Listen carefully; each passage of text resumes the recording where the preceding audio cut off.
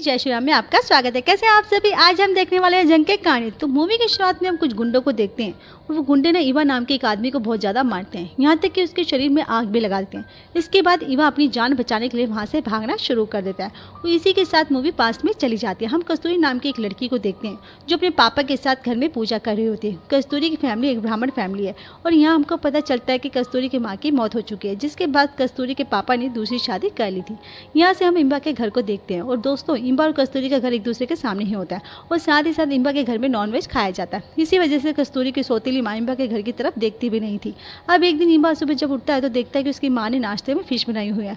वो फिश खाने के लिए जल्दी से ब्रश करने लग जाता है, पर इतने में वहाँ पर इम्बा का फ्रेंड आ जाता है। वहाँ से कहता है कि हमें डांस रिहर्सल के लिए लेट हो रहा है, भाई जल्दी चलो। तो इसमें इम्बा बिना फिश खाए वहाँ से चला जाता है, फिर अपने दोस्तों के साथ मिलकर डांस करता है। तभी वहाँ पर कस्तूरी भी आ जाती है और इम्बा का डांस देखने लगती है। वो कस्तूरी से कहता है तुम यहाँ पर क्या कर रही हो।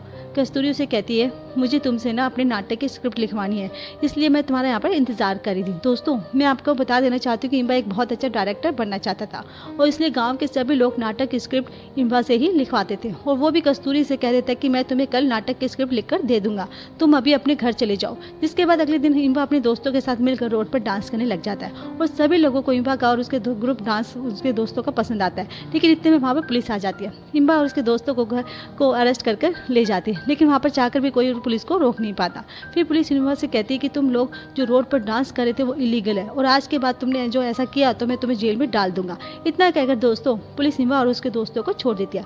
अब अपनी मॉम के साथ मिलकर वो फिश सुखा रहा होता है कि फिश की इतनी गंदी स्मेल आने की वजह से कस्तूरी की माँ अंदर तक पहुँच जाती थी स्मेल, तो उसकी माँ अंदर से कुंडी लगा के जल्दी से बंद कर देती, किसी को भी बाहर आने जाने नहीं देती थी। फिर वहाँ पर एक अपने दोस्तों के साथ बैठ कर इम्बा एक प्रभु नाम के बारे डायरेक्टर को लेटर लिख रहा था, क्योंकि इम्बा को भी एक बहुत बड़ा डायरेक्टर बनना था और इसलिए इम्बा डायरेक्टर का काम सीखना चाहता था। इसके बाद वो लेटर को पोस्टमैन को देता है और पोस्टमैन इम्बा का लेटर लेकर चला जाता है। तब अपने दोस्तों से बात कर रहा होता है, तभी वहाँ पर कस्तूरी भी आ जाती है। इम्बा से कहती है कि तुमने मेरा नाटक का स्क्रिप्ट लिख दिया। तो इम्बा कहता है हाँ कस्तूरी तो लिख दिया और साथ ही साथ कस्तूरी से कहता है कि तुम यहाँ मैं जानता हूँ कि तुम यहाँ स्क्रिप्ट लेने नहीं मुझसे प्यार करती हो, इसलिए यहाँ पर आई। ये सुनते ही कस्तूरबा शर्मा जाती है, वहाँ से चली जाती है। अब हमको पता चलता है कि कस्तूरी सच में इम्बा से प्यार करती है। आगे देखते हैं कि इम्बा और कस्तूरी एक दूसरे से काफ़ी ज़्यादा मिलने लग जाते हैं और दोनों काफ़ी समय तक साथ भी रहते हैं। लेकिन एक दिन शंकर का दोस्त इम्बा और कस्तूरी को साथ में घूमते हुए देख लेता है। और दोस्तों मैं आपको बता दूं कि शंकर कस्तूरी की सौतेली माँ का भाई है और इसलिए कस्तूरी की सौतेली माँ कस्तूरी की शादी शंकर के साथ कराना चाहती थी। फिर वो आदमी शंकर को जाकर सारी बातें बता देता है, लेकिन शंकर उस आदमी की बातों पर विश्वास नहीं करता और कहता है कि नहीं कस्तूरी किसी काम के लिए इम्बा के पास गई होगी। अब यहाँ दिखाते हैं जब हम इम्बा अपने दोस्तों के साथ बैठा होता है तभी वहाँ पर पोस्टमैन आ जाता है और इम्बा को एक लेटर देता है। इम्बा भी उस लेटर को देखकर काफ़ी ज़्यादा खुश हो जाता है, क्योंकि उस लेटर में प्रभु सर ने इम्बा की बहुत ज़्यादा तारीफ की होती है और साथ ही इम्बा को अपने पास चेन्नई काम करने के लिए बुलाया होता है। इम्बा ये खुशखबरी सीधे कस्तूरी को सुनाता है और कस्तूरी इम्बा से कहती है कि तुम चेन्नई जाकर जाओ, अपना काम सपना पूरा करो। और इम्बा यहाँ पर बात अपनी मॉम और बहन को भी बता देता है और वह लोग भी ये खबर सुनकर बहुत ज़्यादा खुश हो जाते हैं। अगले दिन इम्बा चेन्नई के लिए निकल जाता है और कुछ समय के बाद जब इम्बा प्रभु सर के ऑफिस जा पहुँचता है तब इम्बा को वहाँ पर रमेश नाम का एक आदमी मिलता है। रमेश भी इनकी तरह प्रभु सर से काम सीखने के लिए आया था। इसके बाद प्रभु सर इम्बा और उस रमेश उसके पास अपने पास बुलाते हैं और दोनों को असिस्टेंट डायरेक्टर की जॉब पर रख देते हैं। साथ ही साथ प्रभु सर इम्बा और रमेश को रहने के लिए घर भी देते हैं और रमेश और इम्बा का घर काफ़ी पसंद भी आता है। अब एक दिन की बात है कि इम्बा और रमेश कुछ काम कर रहे होते हैं, तभी इम्बा को कस्तूरी का कॉल आता है। कस्तूरी उसकी बात को बताती है कि मेरी जॉब भी चेन्नई में लग गई है और वह भी चेन्नई में रहने के लिए आ रही है। ये बात सुनकर इम्बा अंदर से काफ़ी ज़्यादा खुश हो जाता है। अगले दिन इम्बा कस्तूरी को पिकअप करने जाता है। कस्तूरी से मिलने के बाद वो इम्बा उसको गर्ल्स हॉस्टल में छोड़ देता है। फिर दोनों अपने काम पर चले जाते हैं। प्रभु सर तो जो भी बातें बताते हैं वो सारी चीज़ें अपनी बुक में नोट करने लग जाता था। धीरे धीरे इम्बा काफ़ी सारी चीज़ें सीख लेता और साथ ही साथ वो प्रभु सर के साथ बैठकर कुछ काम कर रहा होता है कि एक दिन इम्बा को कस्तूरी का कॉल होता है। कस्तूरी इम्बा को किसी बीच के पास आने के लिए कहती है। इम्बा भी बीच के पास पहुँच कस्तूरी से मिलने चला जाता है। यहाँ पर कस्तूरी इम्बा से कहती है कि तुम काफ़ी दिनों से मुझसे कॉल भी नहीं कर रहे हो और साथ ही तुम काम में इतनी बिजी रहते हो कि हम दोनों कभी मिल ही नहीं पाते और इसलिए मैं तुमसे शादी करने की सोच रही हूँ ताकि हम दोनों साथ में रह सके। शादी की बात सुनकर इम्बा तो शौक ही हो जाता है, क्योंकि इम्बा को पहला सपना था डायरेक्टर बनना और इसलिए अभी शादी नहीं करना चाहता था। कस्तूरी से कहता है कि मुझे सोचने के लिए अभी कुछ टाइम चाहिए और जब तक मेरा काम चल रहा है तब तक मैं शादी करने से इतना कहकर वो चला जाता है और वह वैसे इम्बा की इस बातें पूरी तरह से सही से है या नहीं। दोस्तों, आपको फर्स्ट प्रायोरिटी तो करियर की होनी चाहिए थी। साथ ही साथ इम्बा अब शादी की बात को लेकर ज़्यादा टेंशन भी रहता है और हमेशा इम्बा को टेंशन में देखकर उससे कि उसकी वजह पूछता है। इम्बा भी उसको सच्चाई बता देता है। कस्तूरी शादी के लिए कह रही है, लेकिन रमेश भी एक दोस्त के नाते उसको सही समझाता है कि तुम टेंशन मत लो, जो करना है तुम्हें दिल से करो। अब उसके बाद दिखाते कि प्रभु सर से मिलने के लिए इम्बा प्रभु सर से कहते हैं कि सर, मुझे तुम्हारी शादी के बारे में पता चला, पर तुमसे कहना चाहता हूँ कि तुम अभी सीख रहे हो, तो इसलिए तुम्हें कुछ समय के बाद शादी करनी चाहिए। फिर जब इम्बा प्रभु सर के ऑफिस के बाहर जाता है तो देखते रमेश को बताता है कि भाई, हमें एक मूवी का कॉन्ट्रैक्ट मिला है और कल से हमें प्रोड्यूसर को अपनी मूवी की स्टोरी जाकर सुनानी है। इम्बा और रमेश पूरी रात बैठकर एक अच्छी सी स्टोरी बनाते हैं और उन्हें यकीन होता है कि ये प्रोड्यूसर उनकी स्टोरी को जरूर पसंद करेगा। जिसके बाद इम्बा और रमेश प्रोड्यूसर के पास स्टोरी सुनाने जाते हैं, लेकिन प्रोड्यूसर तो एक नंबर का ठरकी होता है। वो इम्बा से कहता है कि मुझे तुम्हारी स्टोरी में नहीं सुनी, जाओ, और मुझे पता है कि तुम शादी करने वाले हो, तो इसलिए बस तुम अपनी बीवी को मेरे पास एक रात के लिए भेज दो।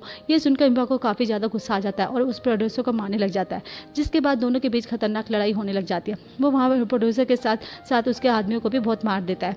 अभी लड़ाई के बारे में जब प्रभु सर को पता चलता है तो प्रभु सर इम्बा से कहते हैं कि तुमने बिल्कुल सही किया, उसके साथ तुम्हें किसी के आगे भी झुकने की जरूरत नहीं है और मैं हमेशा तुम्हारे बुरे वक्त में तुम्हारे साथ रहूँगा। आगे दिखाते हैं तो इम्बा कस्तूरी से मिलने जाता है।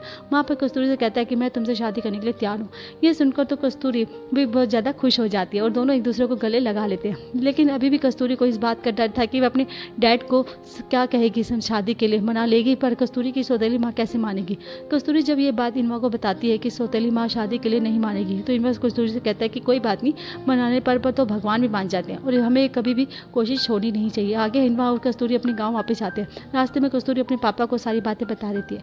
उसके पापा खुशी खुशी दोनों की शादी के लिए तैयार हो जाते हैं। जब कस्तूरी के पापा ये बात अपनी पत्नी को बताते हैं तो वह उसकी पत्नी ये बोलकर मना कर देती कि इनका परिवार दूसरी जाति का है और समाज इस रिश्ते को कभी एक्सेप्ट नहीं करेगा। इसके बाद भी कस्तूरी के पापा दोनों की शादी की मंजूरी दे देते हैं। दोस्तों, अब हम इम्बा को देखते हैं जो अपने घर में बैठकर खाना खा रहा होता है। इम्बा मन ही मन में सोच रहा होता है कि अपनी माँ को कस्तूरी के बारे में कैसे बताएगा। वो दूसरी तरफ कस्तूरी की सौतेली माँ शंकर को कस्तूरी और इम्बा के बारे में बता देती है। यह सुनकर शंकर काफ़ी ज़्यादा गुस्सा हो जाता है। शंकर जल्दी से इम्बा के पास जाता है और वहाँ से शंकर उसे कहता है कि अगर तुम कस्तूरी के पास गए तो मैं तुम्हें जान से मार डालूंगा। लेकिन इम्बा अपनी बात पर टिका रहता है और शंकर से कहता है तुम्हें जो करना है कर लो। इसके बाद इम्बा अपने घर वापस आ जाता है। अपनी माँ को कस्तूरी के बारे में सब कुछ बता देता है और कहता है कि कस्तूरी और मैं एक दूसरे से शादी करना चाहते हैं।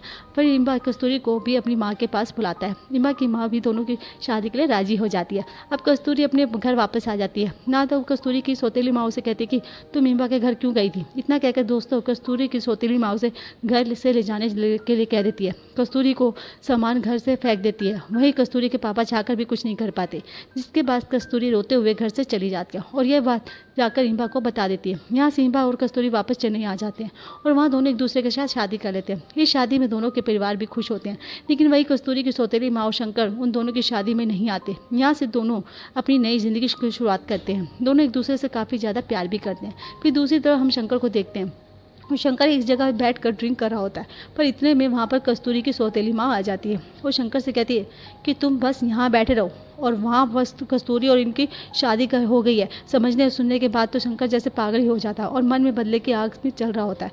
रात के समय जब इम्बा घर वापस आता है तो वह देखता है कि कस्तूरी उसके लिए फ़िश बना रही होती है। इम्बा इसे कहता है कि तुम मेरे लिए फ़िश बनाने की ज़रूरत नहीं है और मैं तुम्हारी खुशी के लिए नॉनवेज छोड़ दूंगा। फिर कस्तूरी इम्बा को गले लगा लेती है। और दोस्तों, यही होता है प्यार में, अगर आपको कोई चीज़ों की कुर्बानी देनी पड़ती है तो अगले दिन जब कस्तूरी अपने ऑफिस के काम कर रही होती है तभी ऑफिस का बॉस कस्तूरी को अपने कैबिन में बुलाता है। वो कहता है कि तुम काफ़ी समय से ऑफिस में काम कर रही हो और तुम्हारी सिंसियरिटी को देखकर मैं तुम्हारा प्रमोशन कर रहा हूँ। ये सुनते ही कस्तूरी काफ़ी ज़्यादा खुश हो जाती है।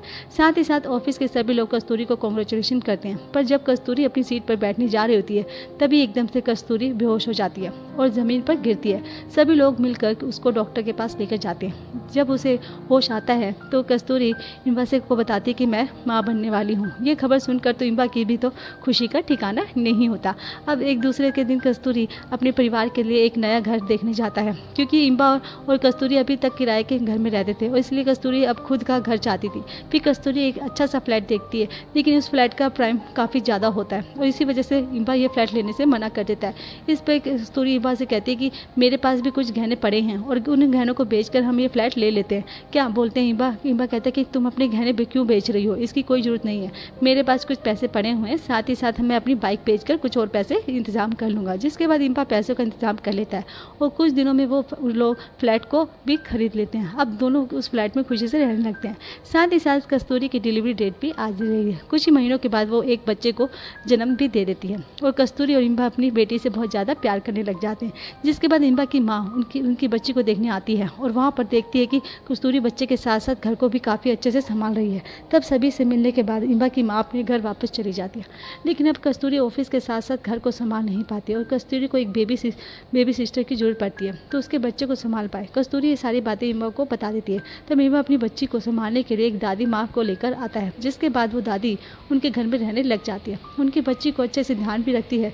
उसके साथ ही टाइम बीतता गया जाता है। एक दिन कस्तूरी घर आती है तो उसके घर में दादी माँ और उसकी बच्ची नहीं दिखती। ऊपर से कस्तूरी घबरा जाती है कि कहाँ गए होंगे। काफ़ी ढूंढने के बाद जब कस्तूरी अपनी टेरेस पे आती है तो वहाँ उसे दादी माँ और उसकी बच्ची दिखती है और जब जाकर कस्तूरी की जान में जान आती है तब अचानक से दादी माँ की तबीयत बिगड़ने लगती है और इसलिए इंबा दादी को उनके बेटे के घर छोड़ देता है। पर अब जब दोनों की टेंशन में हो जाती है कि हमारी बच्ची का ख्याल कौन रखेगा, तभी वहाँ पर कस्तूरी की फ्रेंड आती है। वो उससे कहती है कि तुम्हें टेंशन लेने की जरूरत नहीं है क्योंकि तुम स्कूल में अपनी बच्ची को आराम से छोड़ सकती हो और वहाँ के टीचर बच्चों का अच्छा ख्याल रखते हैं। कस्तूरी फिर बच्ची को लेकर स्कूल में डाल देती है। फिर बस कस्तूरी कभी भी बच्चे को काफ़ी टेंशन में होती है और दोस्तों यही चिंता हर माँ बाप को अपने बच्चे के लिए होती है। ये एक नॉर्मल बात है। अब इंबा और कस्तूरी की लाइफ आपस में नॉर्मल हो जाती है। ज़िंदगी अच्छे से काफ़ी बीतने लगती है। एक दिन कस्तूरबा ईवा को बाइक गिफ्ट करती है क्योंकि ईवा ने घर खरीदने के लिए अपनी बाइक बेच दी थी। ईवा भी बाइक को देखकर काफ़ी खुश हो जाता है। लेकिन इस बार परिवार की खुशी अब ज़्यादा टाइम तक नहीं चलती। एक दिन ईवा अपनी कहानी को लेकर हीरो के पास आता है तो उस हीरो को ईवा की कुछ स्टोरी अच्छी लग जाती है, इसलिए वो हीरो को ईवा की मूवी करने के लिए तैयार हो जाता है। लेकिन ईवा को मूवी बनाने के लिए प्रोड्यूसर की ज़रूरत होती है। तब एक बड़ा प्रोड्यूसर ईवा को कॉल करके अपने पास बुलाता है। इसके बाद ईवा उस प्रोड्यूसर से मिलने जाता है और वहाँ प्रोड्यूसर ईवा को कुछ पैसे एडवांस में दे देता है। साथ ही साथ वो ईवा को डिनर करने के लिए भी बुलाता है। अब ईवा डिनर कर रहा होता है तो उसको चक्कर आ जाते हैं। वह पूरी तरह से बेहोश होते। दोस्तों हमें इससे पता चलता है कि उस प्रोड्यूसर में खाने में कुछ नशीली चीज़ मिलाई थी। फिर वो लोग इसकी गाड़ी में डाल कर देते हैं और अपने साथ जंगल में लेकर जाते हैं। और दोस्तों यही सीन मूवी की शुरुआत में दिखाया गया था। इसके बाद मूवी प्रेजेंट में आती है और हमें पता चलता है कि ये सब प्रोड्यूसर के शंकर के कहने पे किया था। शंकर ईबा को काफ़ी मारता है, उसके शरीर में आग भी लगा देता है। ईबा भी भागते भागते पानी में कूद पड़ता है। फिर पानी से निकल के ईबा सभी को मारता है। ईबा उन सभी से लड़ रहा होता है कि इतने में एक जन ईबा को पीछे से गोली मार देता है। गोली लगने के कारण ईबा की मौत हो जाती है, जिसके बाद वो लोग ईबा के शरीर को पूरी तरह से जला देते हैं। अब जब कस्तूरी को ईबा की मौत की खबर पता चलती है, कस्तूरी भागते हुए ईबा को देखने जाती है। वहाँ कस्तूरी ईबा को मरा हुआ देखकर काफ़ी ज़्यादा रोती है। एंड दोस्तों डायरेक्टर ने भी अच्छी एक्टिंग की ना इसके मूवी की और यहीं पर इसे ख़त्म कर दिया जाता है। कम से कम ये तो दिखाना चाहिए था कि कस्तूरी अपने पति की मौत का बदला ले रही है या कुछ नहीं दिखाया जाता। यहीं पर ये मूवी ख़त्म कर दी जाती है। हमें भी कोई पता नहीं दोस्तों आगे क्या होता है।